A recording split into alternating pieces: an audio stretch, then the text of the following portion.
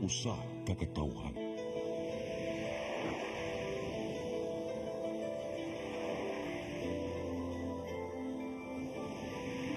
Cebu Catholic Television Network.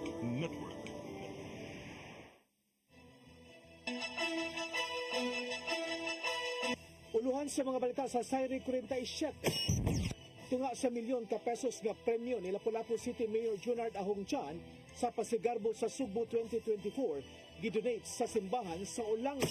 Tukuron nga kasino sa Mactan, Newtown, aprobado na sa Konseho sa Dakbayan sa Lapu-Lapu. Tungod sa Peking Dead of Sale ug ICAR sa Bureau of Internal Revenue, kapitan sa Dakbayan sa Dagat gisiko. 11 anyos nga batang lalaki nga gituang nga lumos ug nada sa suog sa dagat, nakit ang patay sa lungsod sa Buluon, lalawigan sa Subo. Sugbo, Kabisayan ug Mindanao, Pilipinas ug katawhan kutos maabot atong Sibya sa tibuok kalibutan mayong hapon. Live kita karon sa CCTN Channel 47 ug kini ang tulumanon sa nagunang kasayuran nga angay natong masayran. Ako si Dennis Tabar. Tulumanon sa patas ng mga balita ug opinyon. Ako si Danica Caballes. Kini ang Sayri 47.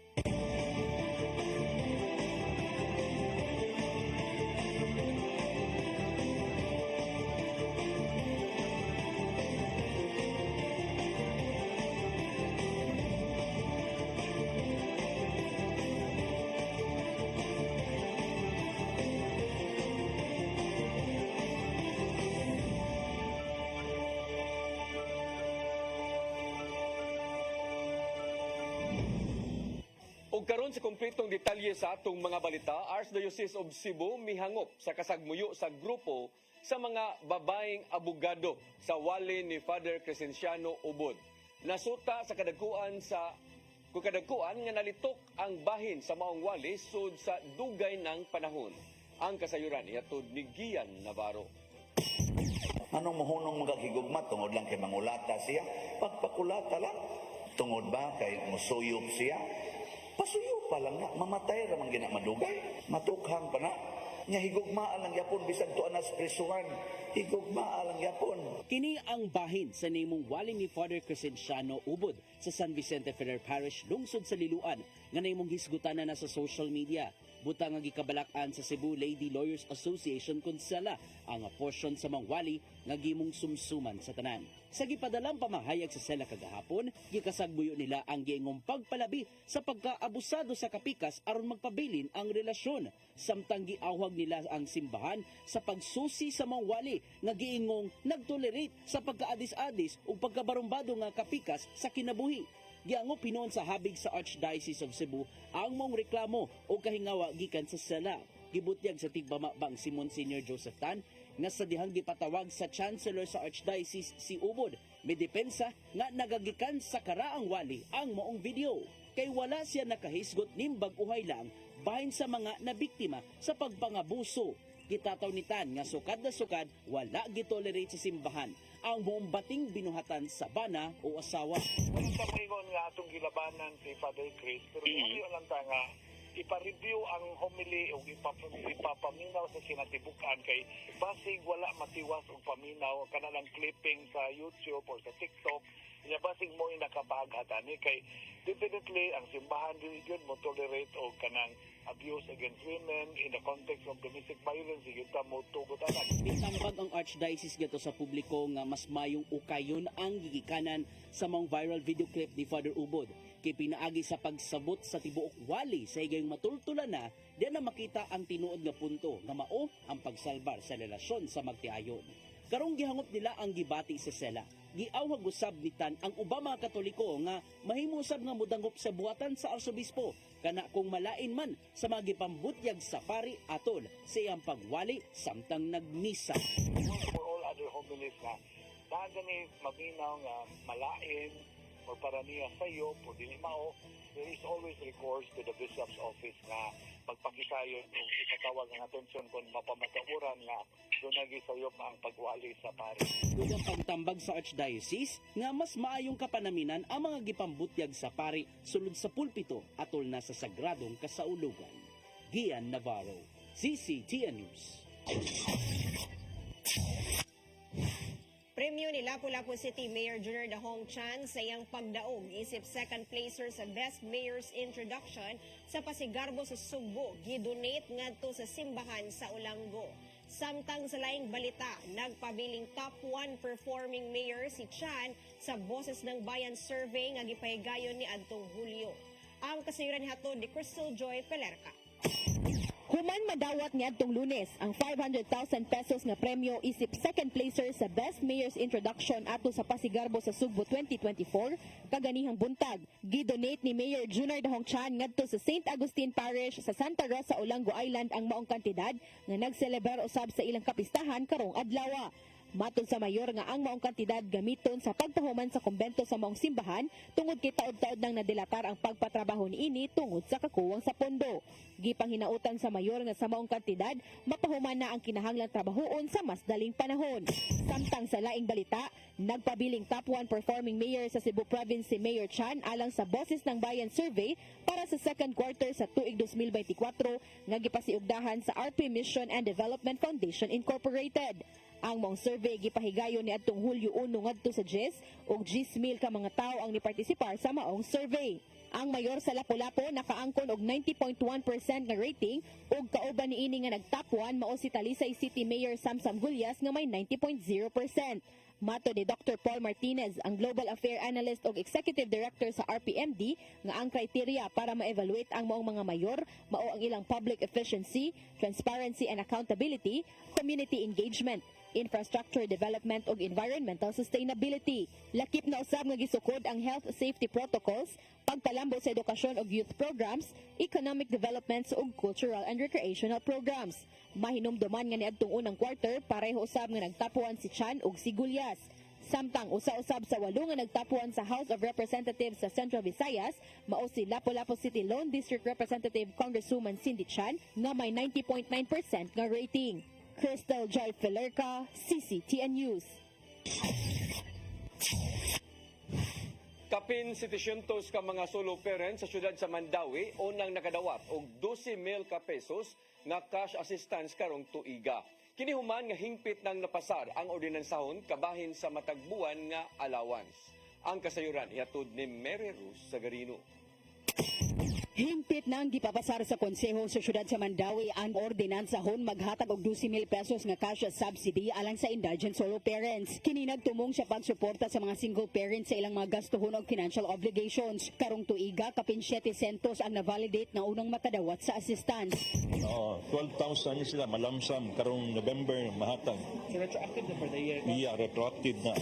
Sa sunod tuig, tungaon sa duha ka hugna ang distribution tag 6,000 pesos iapod-apod sa Hunyo ug Nobyembre. Gikalipay o gipasalamat sa mga solo parents ang assistance nga giingong dakong tabang na alang kanila. Sa mga ganahan mo apply, kinahanglang mo sumiter og usa ka duly accomplished claim form, solo parent seminar certificate of attendance, certificate of residency gikan sa barangay, voters registration record, affidavit of no employment o BIR form kung nagtrabaho. Ang City Social Welfare and Services mao ang modawat sa application ug mohimo sa validation. Ang qualifications kinahanglan ng solo parent registered nga solo parent sa syudad na validate karon nga calendar year ang income level poverty threshold sa Philippine Statistics Authority. Residente sa Mandawi o certify sa barangay chairperson. Wala nagdawatan og laing assistance sa national o LGU gawas kung senior citizen o PWD.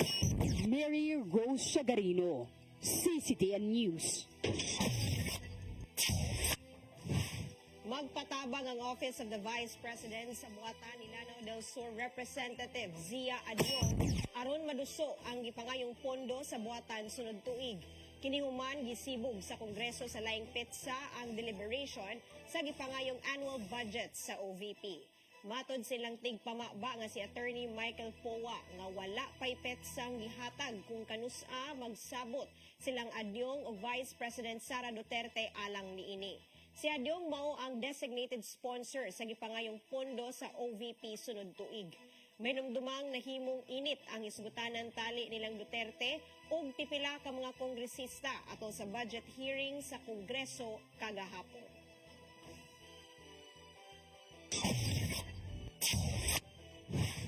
Sa laing balita, giuyunan sa Konseho sa Dakbayan sa Lapu-Lapu ang plano sa Travelers International Hotel Group Incorporated nga usa ka Mactan World Resorts Casino ang tukuron sa Mactan New Town.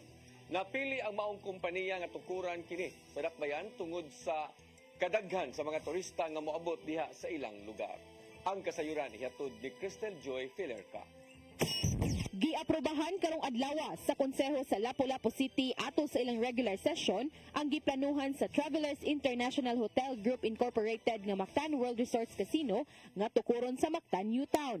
Sa wala pa ang session, gipresentar sa mga kumpanya ang ilang plano para sa tukurong kasino.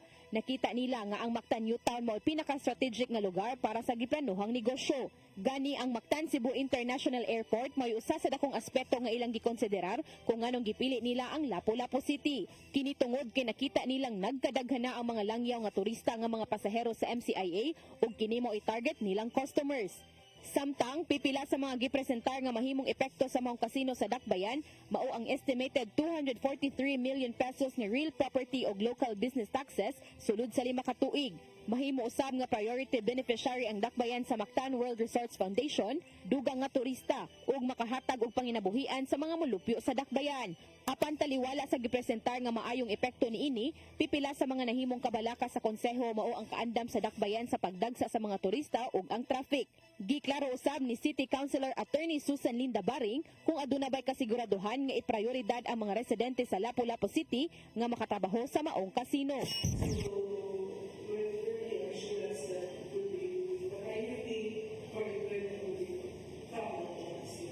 Tubag hinuon ni Attorney Georgina Alvarez, ang Executive Director sa Travelers International Hotel Group Incorporated nga makig-alayon sila sa mga barangay ug kutob sa mga qualified nga mga aplikante mamahimong makatrabaho sa maong kasino.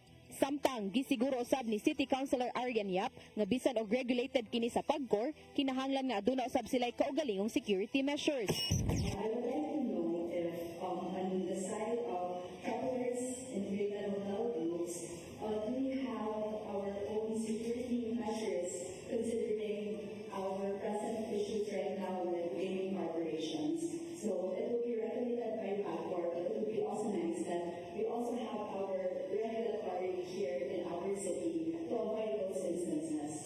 Nakumbinse ang konseho sa tubag sa kumpanya sa ilang mga concerns, maong ato sa session giaprobahan ang maong plano.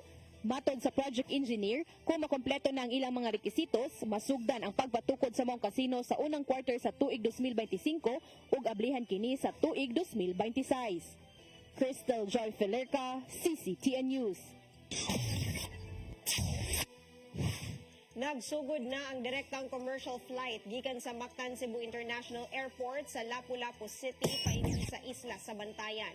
Nakatugpa sa Bantayan Island Airport sa lungsod sa Santa Fe ang abyon gikan sa King Aces Travel and Tours Services Incorporated kaganihang buntag. Sakay sa maong abyon ang pipila ka mga opisyal ug ubang dinapit nga mga bisita. Metabo ang biyaheng Cebu to Bantayan Island ug pabalik matag Biyernes ug Domingo. Diin 888 pesos lang ang plete. Mato ni Gobernador Gwendolyn Garcia nga pinaagi sa pagsugod sa mga commercial flights, musunod usab ang ubang mga dagkong airline companies. Tingwa sa Kapitolyo ang pagbaton sa commercial flights sa Bantayan Island Airport aron mas dali na ang paglaag sa maong isla. Kanira ko mong inaugural mo 888, kuman mo balik na po sila 2995. Kung nabahala mo diha, unsa may inyong gusto? 5 ka buok ng pasahero mo bayad og 2995 or 50 ka buok nga mo bayad og 888. I mean, it's simple. It's not rocket science. It will still cost you the same.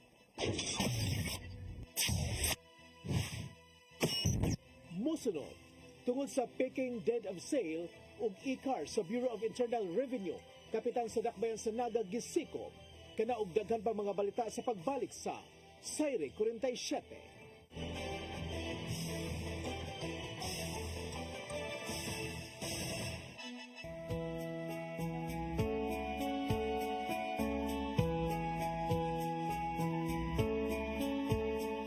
You're giving your all in His glory, touching each heart and soul by spreading His words and wonderful deeds that send forth His kingdom.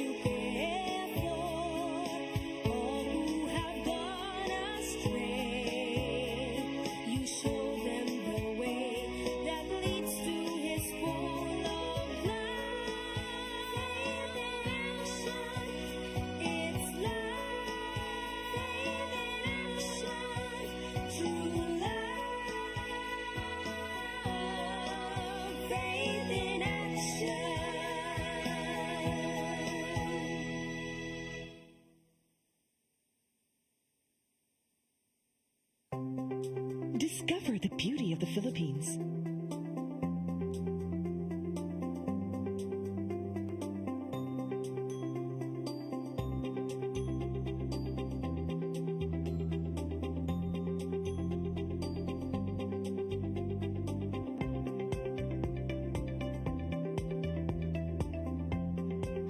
With Philippine Airlines, the country's flag carrier.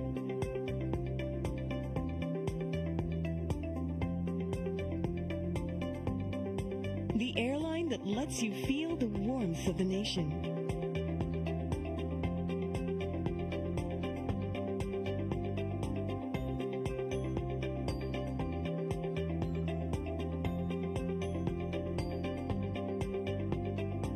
Mabuhay!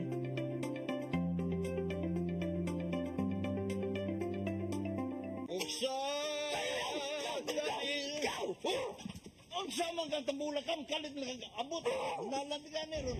Gitara ko nga gamay kaayo. Gitara ko nga dako gamay kaayo. Dai. Sa man ang utangan nga naa man si Muyo dito. Upa manggod siya na ikatubang ni mo dailing kay. Tarong mo. Nganong imong kung iapil ni dailing ha? Wa man ko'y labot. Kini panil nga, kini.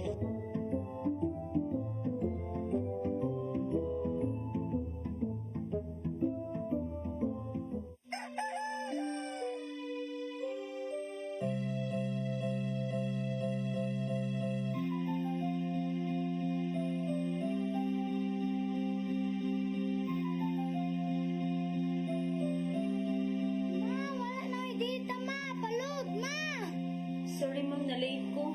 Nangita pa mong ko para internet sa kong anak ma'am. Ay, wala na yung problema. Para sinisibo. Sinisibo, sinisibo. For your internet connection. And for the signal of your cable TV. So fast and straight the transmission to your phone. Sinisibo. Sinisibo, sinisibo. Offers you to have fiber optics. For your viewing experience, perfect and clear so fast. So great and affordable for you to enjoy. Sinisibo. Sinisibo Television Network Incorporated offers fiber to the home broadband internet bundled with fiber to the home cable TV connection. Sinisibo Television Network Incorporated with its operation in Metro Cebu and the whole province of Cebu soon. And affordable for you to enjoy. Sinisibo.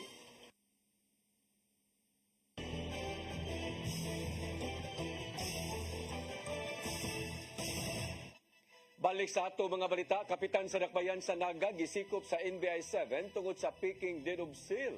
Ingon man sa ICAR sa Bureau of Internal Revenue. Kini aron unta mapriso kung na mo proseso ang pagbalhin sa titulo sa yuta. Ang kasayuran ihatod ni Gian Navarro. Natanggong sa National Bureau of Investigation 7 ang kapitan sa barangay Tinaandak, Bayan sa Naga tungod lang sa pagtinir sa mga peaking dokumento. Sikop sa inius ang operasyon sa NBI 7 o Bureau of Internal Revenue si Eden Hera Nocon. Silang panimayan niya tong Agosto 23 sa Udto. Nasakpa namang opisyal sa paggamit og peking e-Certificate of Authorizing Registration kun ICAR o Deed of Absolute Sale. Kini aron maproseso ang pagbalhin sa original nga Certificate of Land Title gikan sa luna nga nimutang sa lungsod sa Moalboal. Matod ni NBI 7 Director Attorney Renan Augustus Oliva nga gigamit sa pagproseso ang mao mga peking dokumento aron unta paliton ang luna nga ana sa 28,000 square meters ang gidak-on. Subsequently, investigation bared that the falsified ICAR was presented to the Office of the Register of Deeds for the purpose of transferring an original certificate of title of a property located at Moalboal, Cebu under the name of the barangay chairman's deceased mother. Samtang nasuta sa mga otoridad nga sadyang giscan ang QR code sa peking ICAR, gikan kang nokon, lain ang nigawas nga impormasyon bahin sa luna nga paliton. Also here is that there were two deeds of sale that were produced. So in rulings of the Supreme Court, whenever there were two deeds of sale, automatically both deeds of sale are considered null and void. Gipasabot sa habig sa BIR nga dili basta-basta ang mga security features sa e-car. Sama na lang sa mga marka nga nakabutang kung pasugaan og UV light. Hinungdan nga nalusad nila ang investigasyon bahin sa pagbaton sa mga peking dokumento. Been signing for 5 years now e-cars. I can say that that is a fake by the mere appearance of that e-car. Tungod nini, nag-atubang sinukon og 2 counts sa kalapasan sa National Internal Revenue Code o falsification of public documents. Atubangon usab sa kapitan sa Barangay Tinaan ang kasong administratiba gikan sa Ombudsman. Nasuta usab sa investigasyon nga daan na diayng nag-atubang og kasong falsification of documents sinukon tungod usab sa faking rehistro sa motor. Ang MTC, the one investigated by the Department of Justice is being currently being investigated because what is alarming is the two titles were printed on original LRA documents. Nagpumili una ang kapitan sa pag-atubang sa media aron unta sa pagdepensa. Hinuon gituyo sa NBI 7 among matang sa operasyon aron masumpo na ang pagtumaw sa mga peking dokumento sama na lang sa mga gikan sa BIR. The implication is if this criminal activity goes unabated, this will disrupt our tolling system as well as the revenue collection effort of the government. Navarro, CCTN News. Traffic Enforcement Agency of Mandaue nakasakmit og 21 ka peking driver's license gikan Enero hangtod Agosto. Ang kasayuran nihatod ni Mary Rose Sagarino. Nagkadaghan ang mga peking lisensya sa syudad sa Mandaue. Gani moabot na sa 21 ka peking lisensya ang nasakmit sa Traffic Enforcement Agency of Mandaue kun team gikan Enero hangtod Agosto ning tuiga. Hinuon ang mga peking lisensya dili lang gikan sa mga driver sa Mandaue lakip na sa nagkadaiyang lugar. Ang uwahing nasakmit niadtong Biyernes gikan sa usa ka motorista nga tagalungsod sa Liloan nga nakahimo og no left turn violation sa Mandaue. Siya ni sibat apan nabiyaan ang expired nga registration og peking lisensya. Na ako'y confirmation from LTO nga this is kini yang license nga gigamit is owned by a certain Mr. Tuason from Quezon City, Fairview, Quezon City. So, mana confirm ni siya nga fake. So, kanang it validates our kuan nga nganong niikyas ni siya from Purok, Chicos, Landing, Katarman, Liloan, Cebu. Kung mahimo tingali, sir, moari lang ka sa team office para pag-atubang sa imong kuan ang sa imong nahimo. Gipahimangnuan ni Rituya ang mga driver sa paglukat sa gikinahanglang mga dokumento kung magbiyahe sa kadalanan. So, muna nga dili ta ni palabyon kay kining mga drivers nga nagamit og kuan gani kani mga counterfeit nga mga driver's license dili man ta ni gina kuan tolerate dire. Okay, especially riskgo ni sila sa atong mga commuters, sa ato ang mga motorista ba. Dili ta ka crackdown sa katong mga elements nga naghimuan ni might as well ang among i-crackdown na lang karon is katong mga nagamit ani nga mga counterfeit nga mga dokumento. Ang City Ordinance number 15-2021-1658 nagpahamtang og multa nga 3,000 pesos ni atong mogamit og peke o tampered nga lisensya, official receipt og certificate of registration. Ang speedaway o pagsibat aduna usay multa nga 5,000 pesos. Gipatas ana ang mga multa sa traffic violation sa Mandaue sukad ni adtong Agosto 1. Mary Rose Sagarino, CCTN News. Giila sa kagamhanan sa dakbayan sa Sugbo ang 5 ka mga personalidad atol sa Subuanong Bahandi Awards subay na sa kasaulugan sa Cebu City Arts Month kagabi. Kini human nga nakatampo og dako sa natad sa arte, music ug passion. Og film sila si Celso Pipito, Philip Rodriguez, Orlando Magno, Maria Teresa Magdalena, Abelar Liamido, Cruzata o Pilar Pilapil. Mapasigarbuhon si Cebu City Acting Mayor Raymond Alvin Garcia sa mga Sugbuanon nga milambo og nailhan sa gipili nga industriya lukop nasod. Una na, gagisaulog ang Arts Month sa gipanguluhan ni Cebu, unsa Cebu City Historical and Cultural Affairs Commission nga moila sa mga arts sa Sugbo, ilabi na yun sa kasaysayan nga nahimong bahandi sa bag-ong henerasyon. National Prosecution Service sa Department of Justice ni mando nga kasuhan silang Sheila Go o Cassandra Leong. Tungod kini sa giingong pagkalambigit sa illegal pogo operation sa Porac, Pampanga. Ang kasayuran ni hatod ni Gian Navarro. Nimando ang National Prosecution Service sa Department of Justice nga pasakanog kaso batok nilang Sheila Guo o Cassandra Leong tungod sa gingong pagkalambigit sa illegal pogo operation sa Porac, Pampanga. Nisugyot ang NPS nga kasuhan sila og kalapasan sa Article 150 sa Revised Penal Code tungod sa wa pagsanong sa mga sumon gikan sa Senado. Apil sa mga kasong atubangon, mao ang giingong paggamit og peking pasaporte sa Pilipinas. Mato ni DOJ spokesperson Attorney Nico Clavaro nga nasuta sa prosekusyon nga dunay lig-ong ebidensya batok nilang Guo ug Leong. Sumapausab sa gidusong sugyot sa NPS nga giila ang igsoon ni dismissed Mayor Alice Guo nga si Sheila Guo isip Zhang Mier. Sa milabayng semana, nakita sa National Bureau of Investigation nga nigamit si Sheila Guo sa mga peking pasaporte sa pangalan nga Zhang Mier. Nagatubang na og deportation case si Sheila tungod sa misrepresentation. Samtang nagatubang usab si Alice og kaso bahin sa illegal pogo operation sa Bamban. Dugang pa ni Clavano nga kinahanglang atubangon sa duha ang mga kaso, una pa siya i-deport sanglit dili man makaapekto sa kaso ang nimong pag-angkon sa Senate hearing. Mao ang mga otoridad na lamay mag-igo kung tinuod bang wa na himugso sa Pilipinas si Sheila Guo og niabot ra siya sa nasod niadtong tuig 2001. Gian Navarro, CCTN News. Gipahinumduman sa Office of the Building Official kung obo ang dakbayan sa Sugbo. Kung sa dakbayan sa Sugbo, ang tanan nga mga developer sa syudad sa pagtudlo og safety engineer ingon man inspektor. Kini aron masiguro ang safety measures sa mga construction site dinhi sa syudad. Matod ni Building Official Florante Catalan nga kini tungod sa mga kalapasan sa mga developer o kontraktor nga naobserbahan sa ilang buhatan.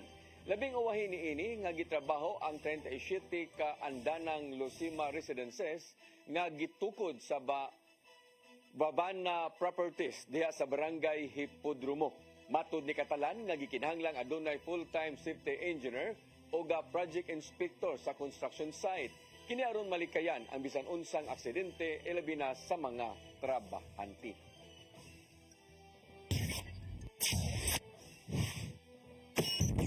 Mosunod, 11 anyos nga batang lalaki nga gituang nalumos ug nada sa suog sa dagat nakit ang patay dito sa lungsod sa Buluon, lalawigan sa Sugbo. Kana og daghan pang mga balita sa pagbalik sa Sayre 47.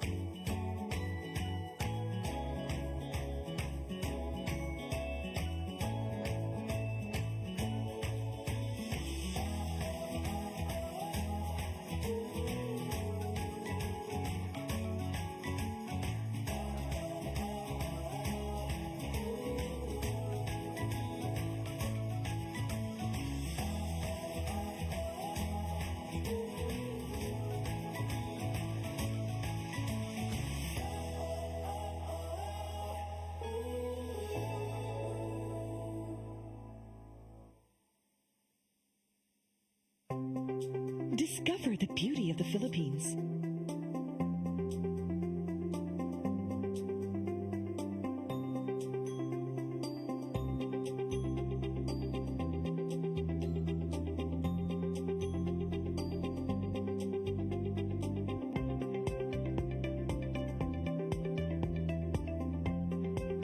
With Philippine Airlines, the country's flag carrier.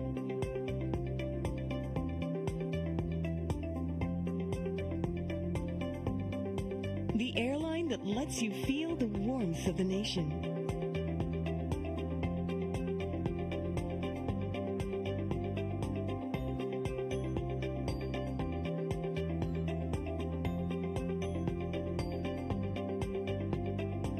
Mabuhay.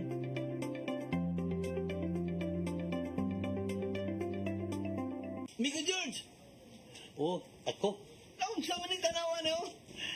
Kalma lang. Kalma lang ni Godido. Sila ko nito. Ano mas susuli? Sayo na. Oh, kano sa ba ka mo mabutan? Murag mao siguro na inyong hiwat, ha? Oh, pagdagsa mo ni.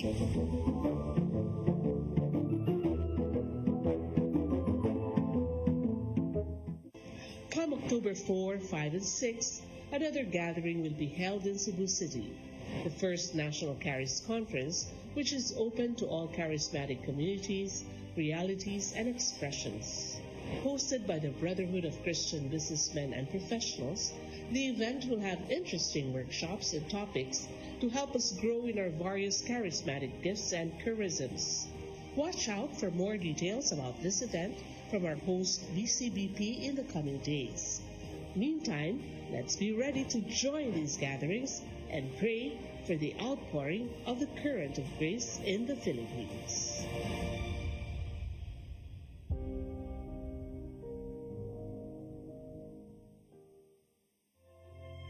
Ang kinabuhi puno sa hagit. Sumpil na ka, Dria! Ay, makinante!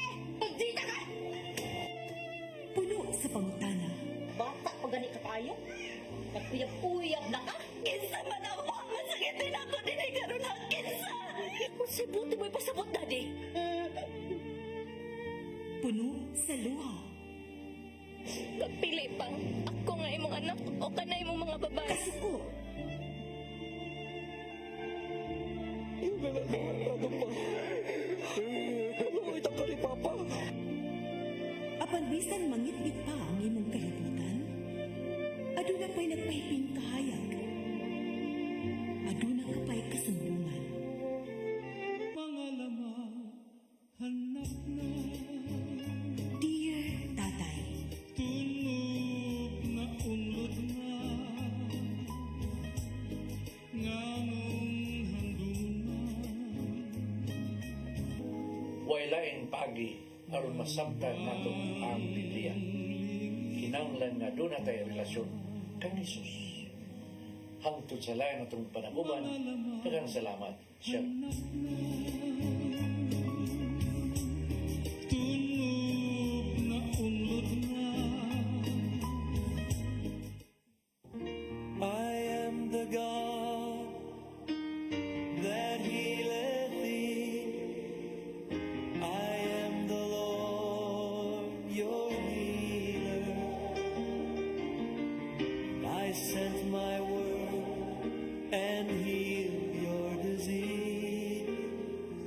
I am the Lord, your healer. I am the God that healeth thee. I am the Lord, your healer. I sent my word and healed your disease. I am the Lord, your healer. I am the God that healeth thee. I am the Lord, your healer. I sent my word and healed your disease.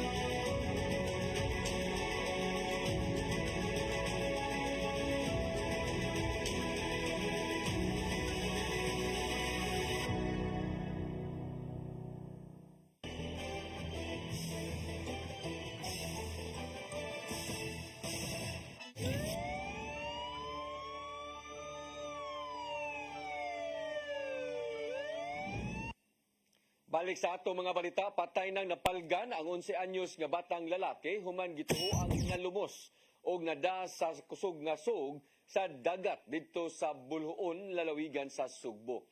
Base sa report, nakita na lang si Nino Sistuso, taga El Pardo sa mao nga lungsod, nga wa nay kinabuhi sa usa ka lungag nga gituo ang nada sa sug sa kadagatan. Sa investigasyon usab sa kapulisan sa maong lungsod, nasayran nga ang bata ni kuyog siyang duha ka uyuan o usa ka igsuon nga nanagat. Apan nawa ang bata panahon sa pagpaniudto o sila nagtuo nga nipauli kini sa balay. Dihang nasuta usab nga wa dito sa ilang balay ang bata, nagpakitabang na kini sa Municipal Disaster Risk Reduction and Management Office. Hangtod nga nakit-an ang patayng lawas niini. Ang kapulisan sa Bulhoon padayon sa ilang pakisusi sa maong nga insidente.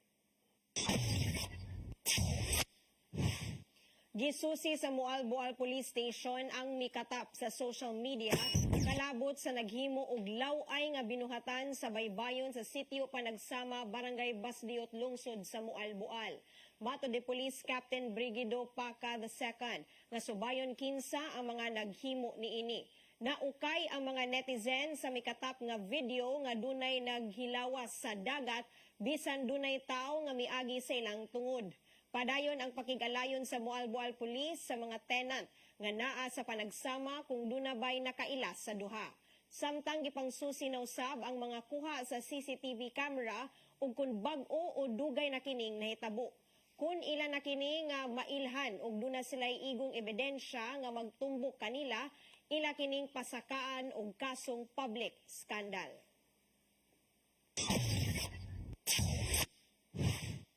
Mao kadtong naglangkob sa atong mga balita sa Sayre 47, ako si Dennis Tabar. Ako si Danica Caballes, sangtod ugma sa inyong paboritong tulumanon. Sayre 47.